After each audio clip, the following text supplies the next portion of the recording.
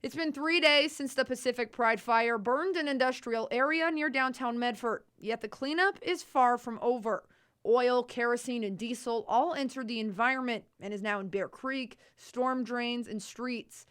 But it's still unclear how much. What we're here on site doing today is evaluating, but we'll be collecting samples basically up and downstream at the connections, up and downstream from where the fire was, just to make sure that any damage was localized just to the fire area and hasn't spread. Medford Water Commission Director Ben Clayman says its intake system is up above Bear Creek, and no local communities get their drinking water from the creek itself. Medford Water, our sources of supply are the Rogue River above Bear Creek, so there's no risk of contamination to the Medford water supply from either that Rogue River intake or our Big Butte Spring supply. Neither one of those are impacted. But the Medford Water Commission is still out collecting samples out of precaution. Further downstream, though, the situation is different. We're extremely concerned about what goes on in the watershed, and especially as it relates to Bear Creek. Michael Boleg is the Public Works Director for the city of Rogue River. The city of Gold Hill and then the city of Rogue River,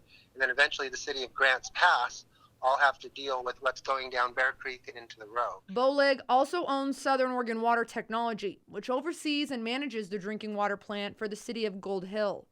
He says when his team heard about the fire, it shut down the water treatment plants at Gold Hill and Rogue River because of the potential environmental impacts on its source water. They are now both back up and running. Still, Boleg says they'll be closely monitoring the situation. We still intend to have enough reserve in our reservoir systems to make sure that in the event that things occur like this, that we have time. We can turn them off and let the events go by. We can do, our craft and make sure that we're delivering the best possible drinking water that we can.